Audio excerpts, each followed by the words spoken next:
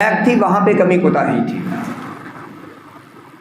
اب جس کو مارا ہوگا مالک یوم الدین، قیامت کے دن کا مالک، اس مظلوم کو اس عبادت گزار سے حصہ لے کے دے گا تو اس کی کچھ عبادت اس کو دے دی جائے گی۔ جس کو گالی دی ہوگی وہ بار الہ میں کھڑا ہے، الہ العالمین اس نے مجھ کو گالی دی تھی، تو اس عبادت گزار کی کچھ نیکیاں اس شخص کو دے دی جائیں گی۔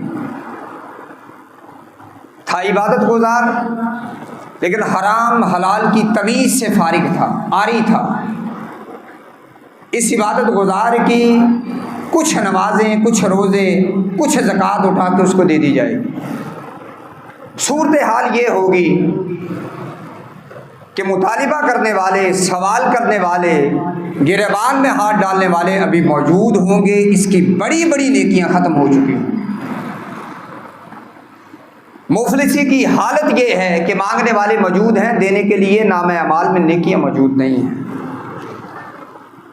اللہ کے پیارے پیغمبر علیہ السلام نے فرمایا فَإِن فُنِيَتْ حَسَنَاتُهُ، اگر دینے کے لیے نیکیاں ختم ہو گئیں تو لوگوں کے گناہ اس پہ ڈالے جائیں گے، اور ان کے گناہ اس پہ ڈال کر ان کو راضی کیا جائے گا، اور یہ بدبخت لوگوں کے گناہوں کی وجہ سے جہنم میں چلا جائے گا۔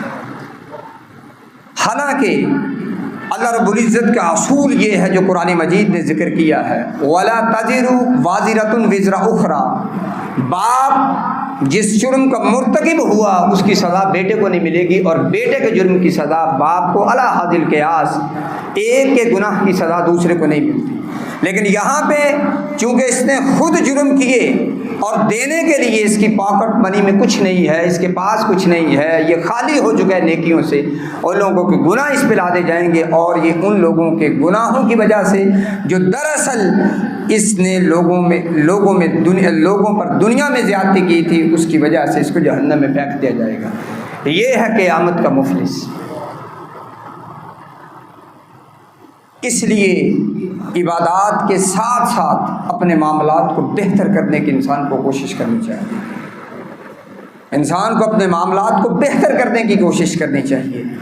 وہ بڑا ہے تب بھی، وہ چھوٹا ہے تب بھی۔ کتنی پیاری حدیث ہے، من لم یرحم صغیرنا ولم یعکر کبیرنا فلیس منا، کہ جو چھوٹوں سے پیار نہیں کرتا، ان سے شفقت سے پیش نہیں آتا۔ اس کا صرف یہ مطلب نہیں ہے کہ بچے سے پیار کرنا، اس سے لاڈ کرنا، بلکہ اپنے سے کم عمر آدمی کو بھی عزت اور احترام کے ساتھ اس کے ساتھ سلوک کیا جائے، اس سے معاملہ کیا جائے۔